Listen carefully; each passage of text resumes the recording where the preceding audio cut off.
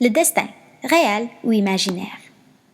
Partout dans la pièce que nous avons étudiée, les thèmes du destin et du libre arbitre ont été explorés. Lise dans Stallone et Sophie dans les jeux d'enfants représentent des manifestations différentes du destin. Lise forme sa personnalité et inspire ses motivations grâce au film stallonien, et ceci marque les étapes de ce mouvement personnel. Les films agissent comme un point d'inspiration pour Lise et elle suggère qu'après avoir vu Rocky III, ses actions étaient prédestinées.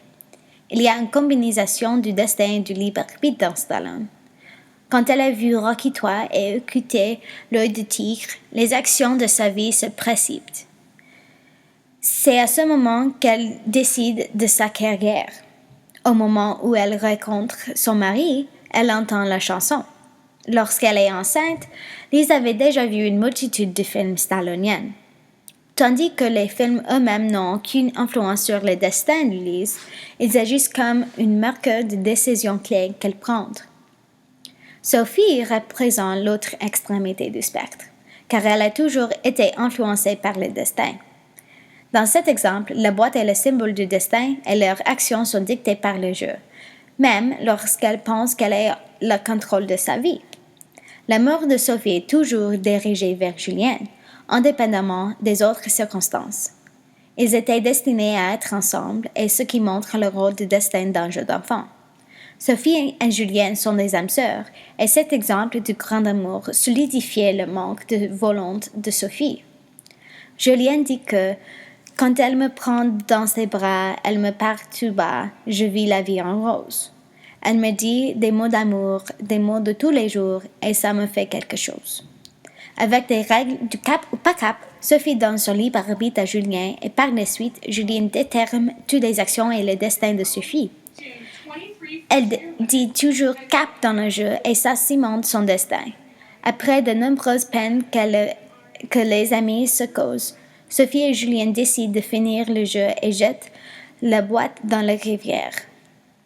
Elle décide que tu te souviennes de ce jour-là où tu m'as dit que je serais jamais capable de te faire du mal. Cadeau, comme ça, on est quitte. Malgré leur effort, la boîte réapparaît de façon mystérieuse. Avec le retour de la boîte, les destins de Sophie et Julien sont réaffirmés.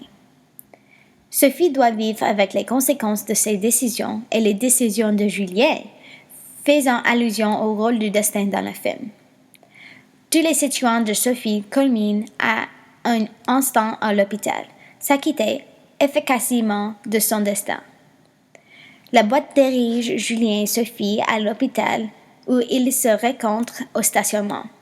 Indépendamment de la fin que vous choisissez, ils finissent par être ensemble.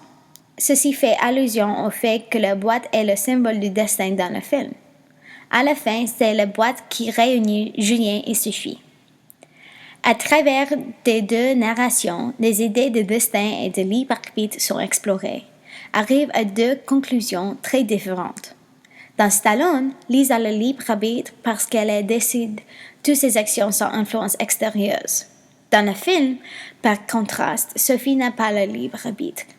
C'est plutôt la boîte qui est le catalyseur du destin et des actions de Sophie.